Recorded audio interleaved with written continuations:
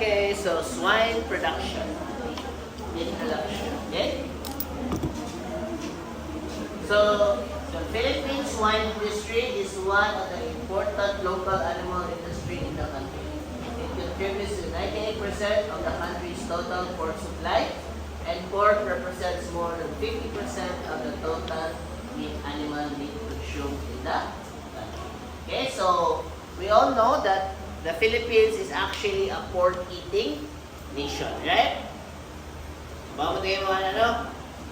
So, majority of our meat is either pork or poultry. Di kayo ta beef eating. Na naman? Mahal ang beef because we have more shoreline than we have pasture areas. That's the bottom line. Mao nang dili yung beef can never compete with pork. We don't have the means to produce beef. Goats maybe, yes, but beef, lisod. Okay? So, the industry provides innovation to many large-scale farming entrepreneurs, which provides labor to many farm employees. Okay, so about matanong, a lot of our countrymen in the provinces actually rely on pork production. Okay, so also may idea how pork or how pork is produced in the provinces? Backyard farm. Yes, still the backyard industry still dominates the pork one. Okay? But there is saying that if ASF continues to ravage the country, but it would ultimately decimate the backyard industry. Okay? Ano man? It is also the backyard industry that usually suffers from the shortcomings of the swine industry. Poor biosecurity, poor access to veterinary care, poor access to technical capabilities. I have nothing against the backyard industry, but some numbers don't lie. Okay? That is why, karon, as veterinarians, if you want to advocate the swine industry, you should always teach the backyard industry. That's why, usay gani basta backyard, dili na kayo magbabayad sa kanang consultation kay magoy na sila, kaya sila yung kwarta, ha? So, but mahal gini, that's the reality of things, that if ASF continues, it will ultimately wipe out the backyard industry. Kabawa po student, has already happened that ASF in certain countries already wiped out the backyard industries in their countries. A good example of this is what happened with Spain during the 1980s. ASF is not a new disease. It has been almost 200 years in the making. Nana na siya 200 years ago. Kapag na-discover na ASF na siya, ASF is already there. The problem is, ASF, Spain is in front of Africa. You all know that, right?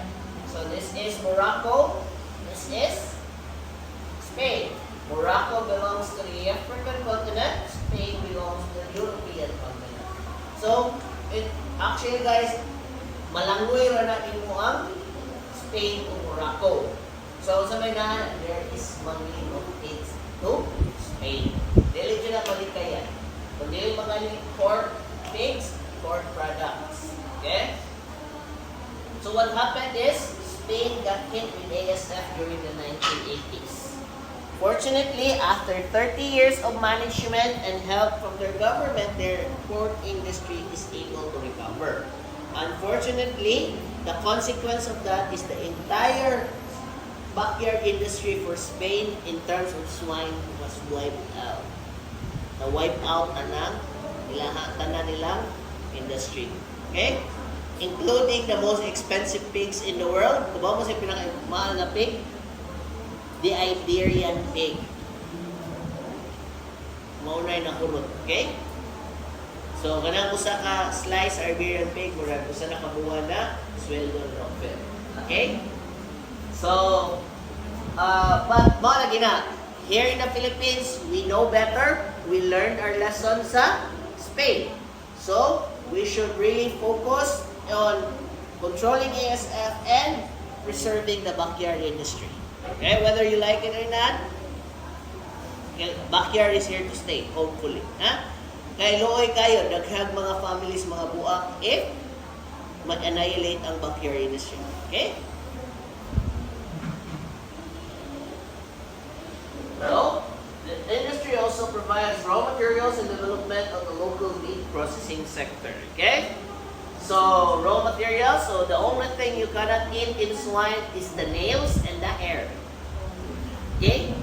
Mora din na. Although, before, somebody used to harvest the hair of swine in order to make brushes. Humukay na silang brush. But, found it creepy. Okay? But, mora din na dili makaon ninyo. Very important that everything about the animal, the pig, is utilized during slaughter. Okay? So, especially the local meat processing sector. Okay? So, later on, you will know why. Okay? Next, the swine industry provides income to urban, peri-urban, and rural sectors. Like I said, a lot of our countrymen rely on the income brought about by raising swine. Okay? Tawa mo pila na yung live weight sa Manila? 300 na ilang live weight. Okay? But it's a bittersweet na one. It happened because na-annihilate ang umang industries. That is why ang nabilin, taas ang demand. Right? In economics, if supply is dwindling, demand increases. Demand increases, prices increases. The farmers who are left with very big incomes. 300 na live weight. Right? 30,000 ang 100 kilogram na baboy. Okay? So what happened is, kana siya, it's a good thing because unfortunately, it also at the expense of their other one. Mabitaw ni Saka ang ubos ang supply because some farms got hit with African swine, so namamatay ang ilang baboy. Okay? The swine industry also provides income. Among the local industries, swine sector uses the most dynamic in terms of technology. Let's face it. One of the most high-tech animal industries in the country is in the swine industry. You agree? Okay. So yeah, let's compare it with other industries. Go ahead. Tawa gani. Magkambal mo, Kero. How do you medicate dogs? Orally. Grandpa, right? Do you know how I medicate pigs orally? I use a machine. I put a setting in the machine. I pour the medication, and the machine will medicate it for me. Each unit costs around 150,000. You can look it up. Look out dosatron. What is a dosatron? It's the one that medicates the pigs. Okay? How about the chickens? How do you feed your chickens?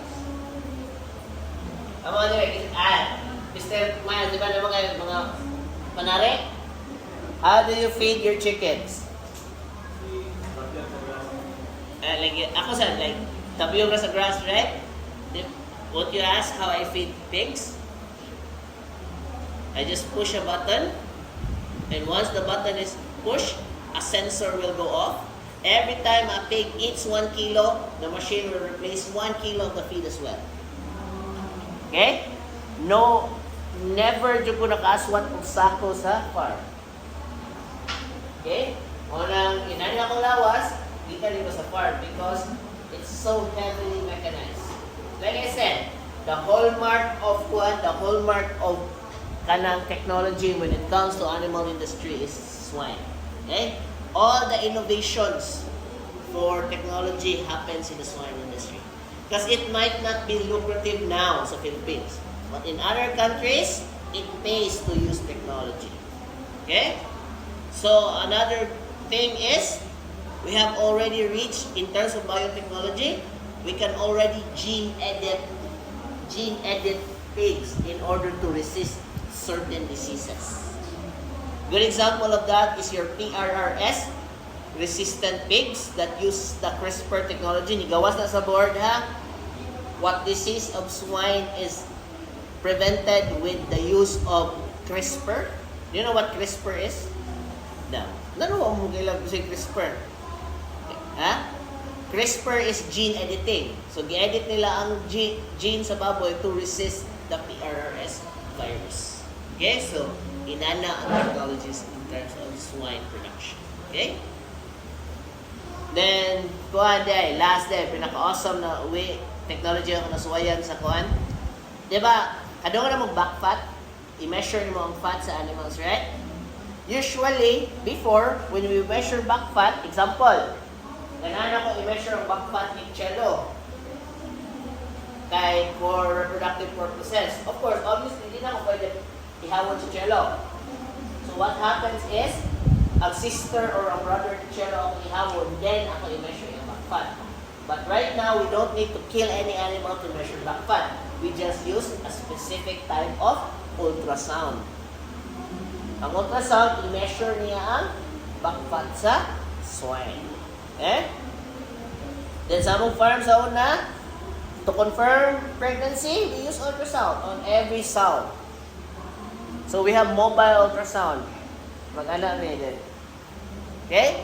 So, inana ka high-tech. Like I said, very high-tech ang swine industry. It's even more high-tech than most, even sa small animal. Mas high-tech pa siya sa small animal. Okay? Kay masakit inyong dog, test kit lang, right? Masakit ang mga baboy, PCR. Padalo sa Manila ang mga samples.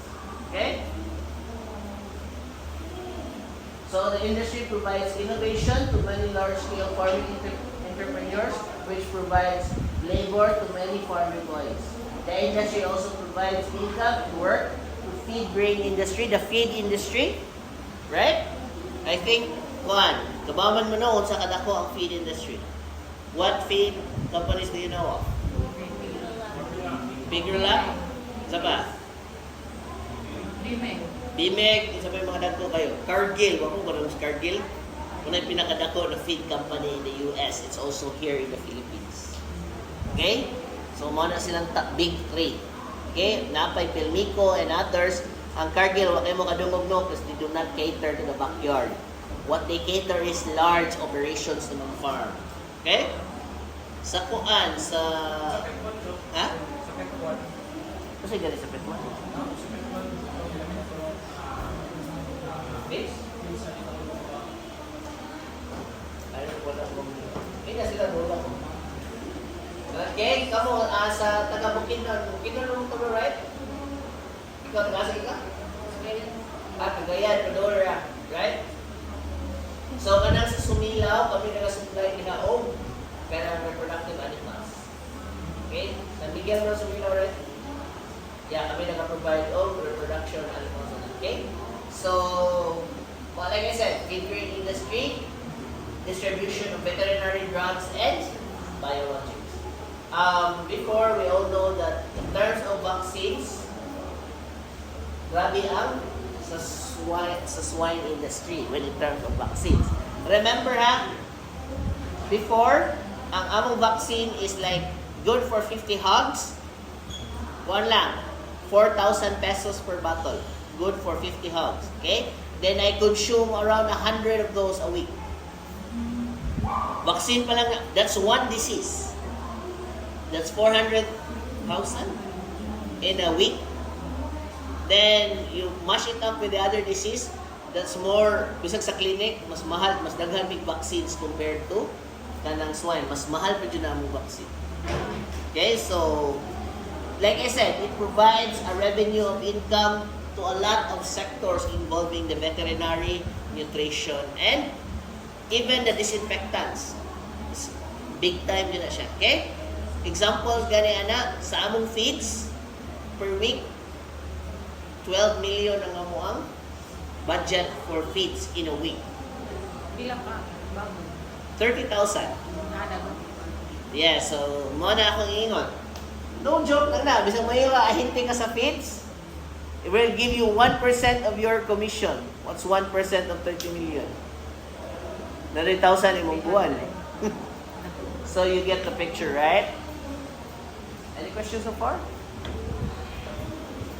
So the industry also provides raw materials. The swine industry also provides income to the urban and pre-urban municipalities. Okay? So, before we go further, now, any questions on the industry? Swine industry, wala na may question? Okay.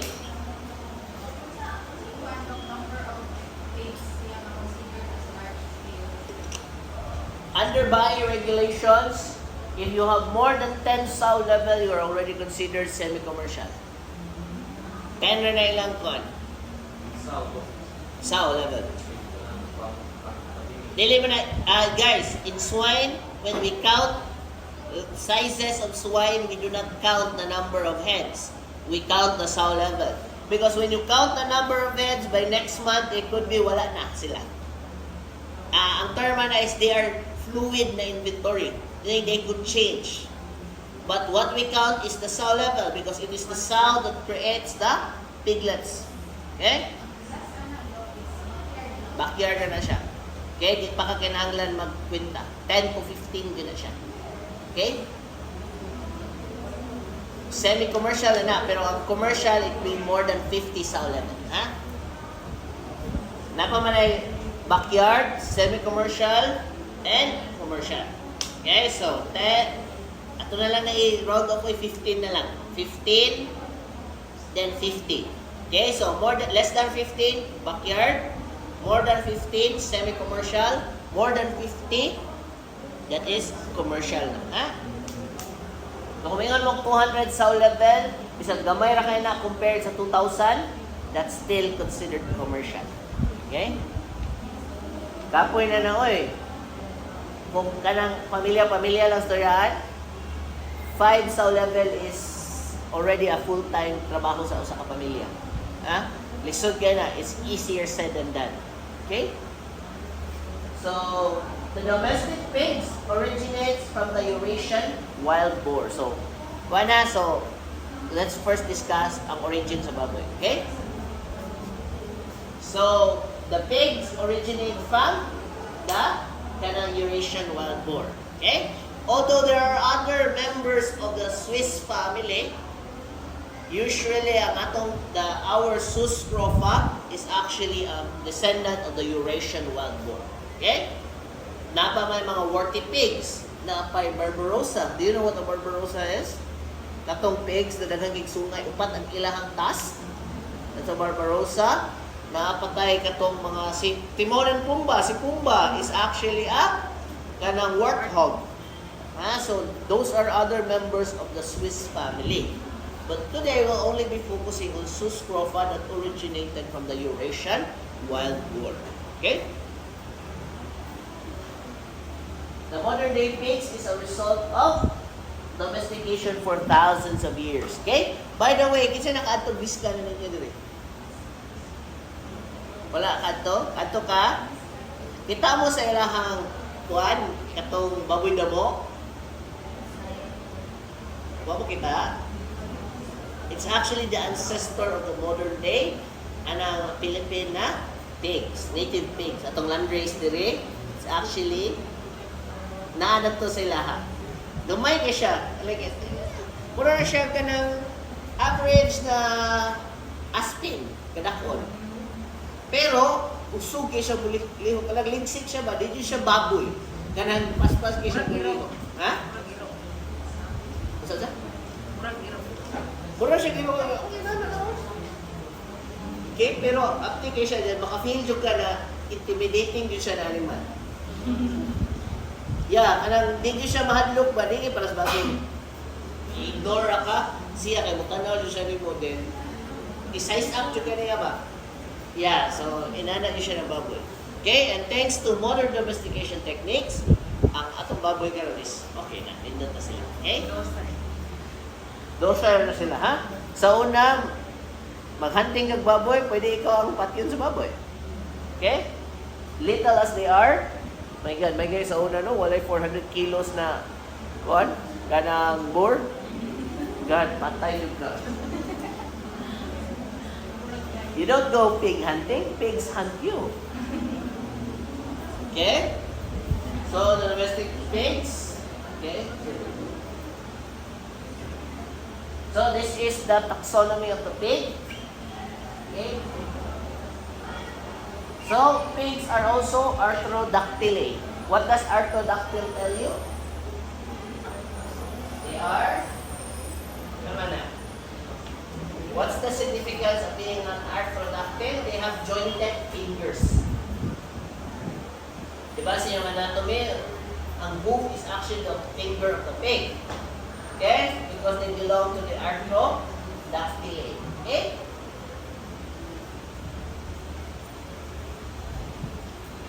So, terminologies in swine. So, we will learn some basic terminologies in swine. First, a pig or swine is any porcine animal. Okay, so, hindi yung baboy. Yung classmate, yung baboy, that's not accurate ha, because your classmate is not a porcine animal. Okay? Non-human primate na yun, human primate na yun yung classmate, dili non-human ha. Okay? Next, a gilt is a young female swine that has not yet given birth. So, dalaga pa na sila. Okay? Question, Doc, if a gilt is pregnant, is it already called a sow? No. Because, in order for a sow, a gilt to become a sow, it has to undergo the farrowing process. Okay?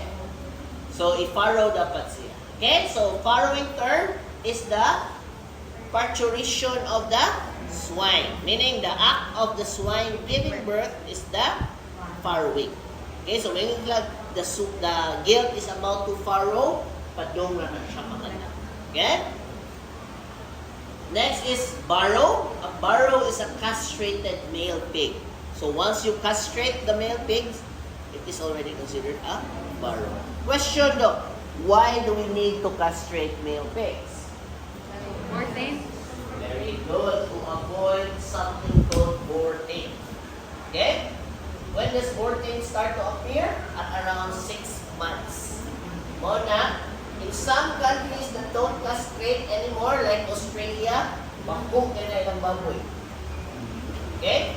But there are ways to circumvent the vortex problem. Okay? Next, feeder pig is a young, an intact male pig is called a boar. Okay? So, young pig weighing about 50 pounds. By the way ha, many times sa atong exams, i-interchange ko ng mga terms. So, when do barrows sexually mature? None of the above, because barrows do not have testicle anymore. They do not sexually mature. Okay? Next, young pig, sow, female pigs, after she has given birth at least one time, that is already called a sow. Okay? Bantay mo ng sow ha. Usually, sows kay mo na usually maigo ninyo. Makaigo sa mga nagtrabaho sa baboy. I guess you never saw that coming. Get it? Never saw that coming. Okay? So, asa man magpuyo ang board? Sa boarding house.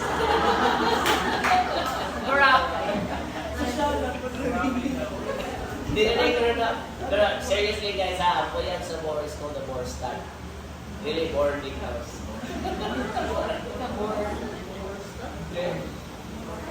Stud? Board stud. Stud. Kaya sila, meron silang front room for boars. Okay? Next is piglet, is a young pig from birth to feeding. Okay?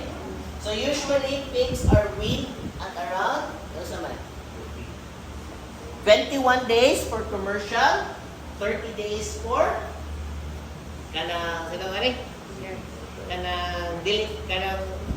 backyard. Ano man, later on you will know why. Okay? Ano mas daghan sa kuan, mas dugay sa kanang backyard pero sa kuan is kanang remember 10 days makes a lot of difference. Later on na aking teach, ha? Next.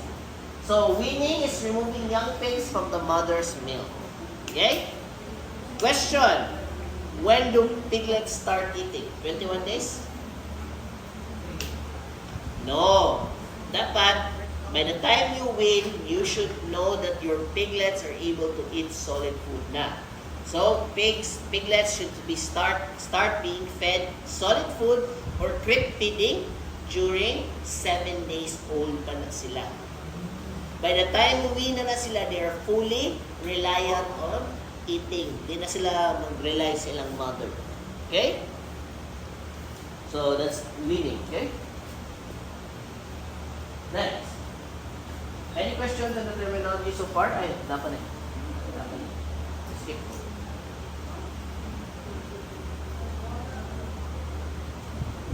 Pizza. Galit na.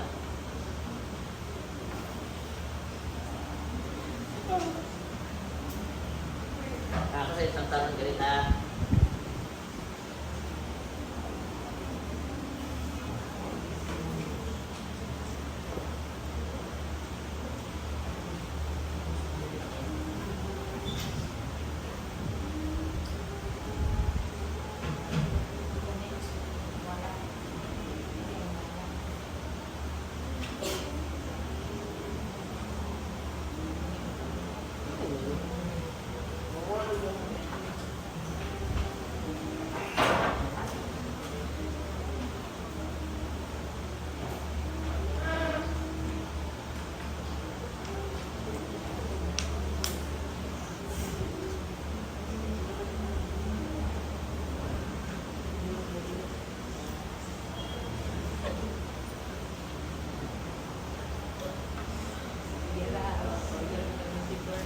Sorry na sa iyo, pag unedited ako ng 6%.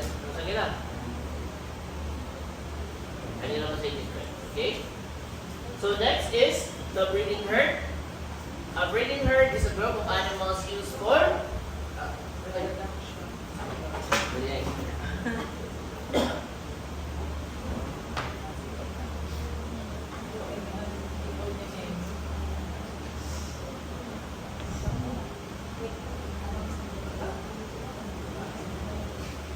Okay, next is a breeding herd. Okay, so kung ginawa mo yung herd.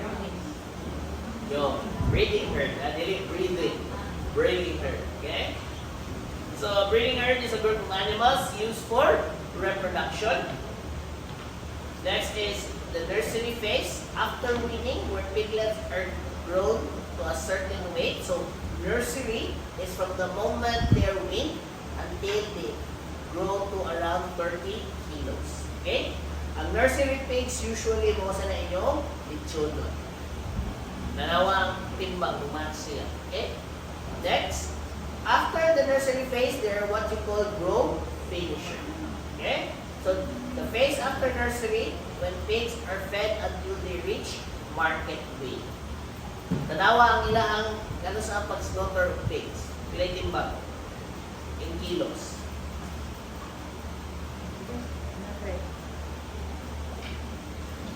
Almost 125 to 120.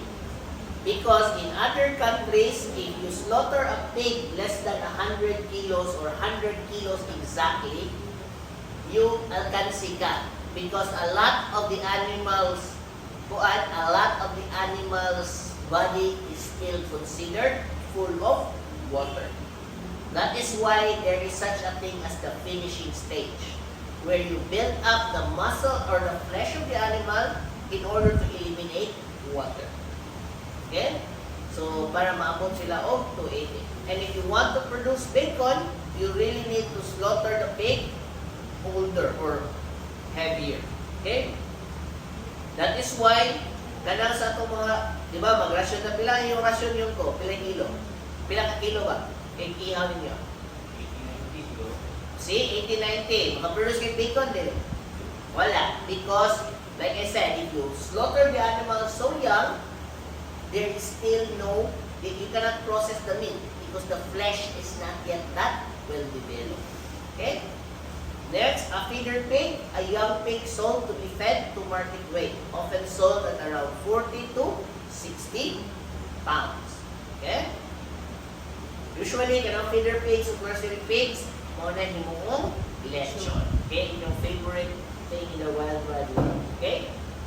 Next, market hog, a pig that has reached slaughter weight and is ready to be sold for pork production. Okay, so the market hogs. Sometimes they're all in genetics, they're also called the terminal animal. Okay, terminal animal sila. Later on, I think next week, you will learn more on market pigs. Okay? Farrowing, the act of a sow giving birth to piglets. So, once the piglets they will farrow. Okay?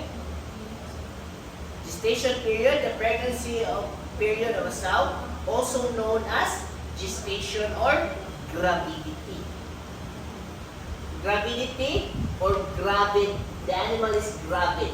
What does gravid mean? Buntis, right? Diba sa yung helmet, gravid proglotin. Right? Meaning, buntis ang animal. Okay? So, a typical pregnancy period or gestation period of a pig is around 114 days. Okay? Estrus, the period when the female pig is sexually receptive and ready to be bred. Okay?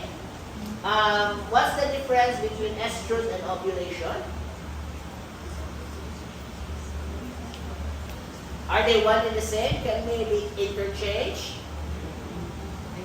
Dili. So why?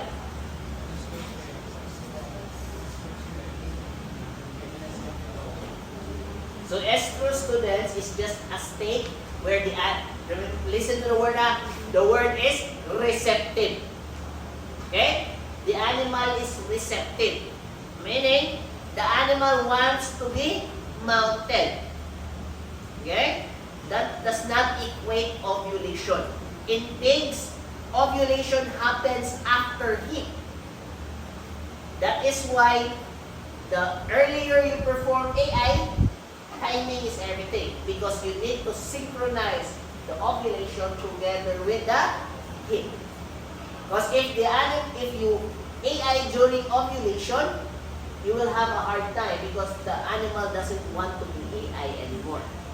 Once the pig starts to ovulate, its cervix will already close. That is why before siya mag-ovulate, during heat, you need to introduce the sperm of the animal. Okay? So those are two different things. Don't worry, we will have a more detailed one when we reach the reproductive phase. Okay? Next, mating or service, the act of breeding either through natural or artificial insemination. Yes. So service. Okay? A group of piglets litter as a group of piglets born at one farrowing. Okay? Dili, litro sa kong ilita kayo. Okay. Next, fertility, the ability of a sow to conceive and produce piglets. Okay, so how do you calculate for fertility rate?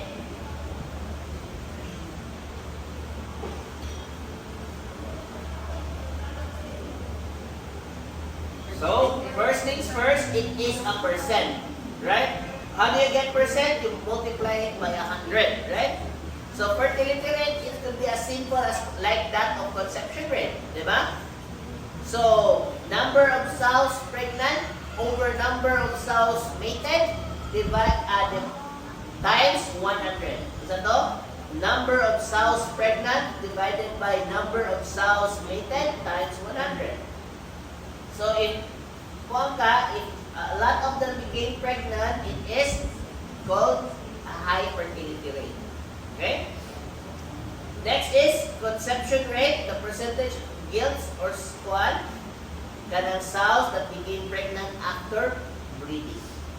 Okay? So, same lang gyapon sila of formula. Fertility rate is just conceived. Kuan is pregnant na din sila. Diba? So, same lang gyapon, number of sows pregnant, the over number of sows, total number of mated sows times 100. na? Or do you want a break? Break na kayo? Sige, break na lang dito. Sige ka lang.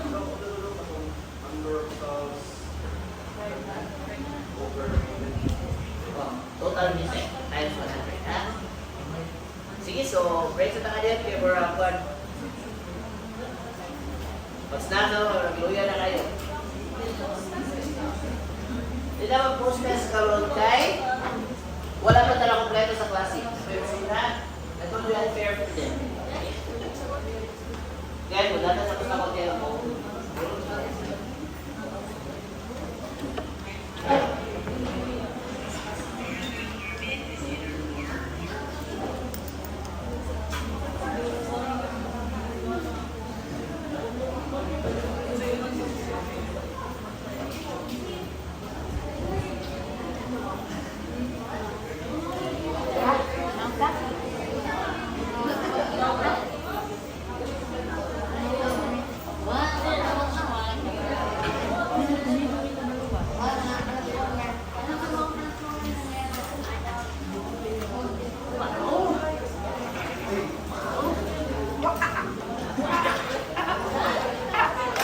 Okay, mas stroke na lang.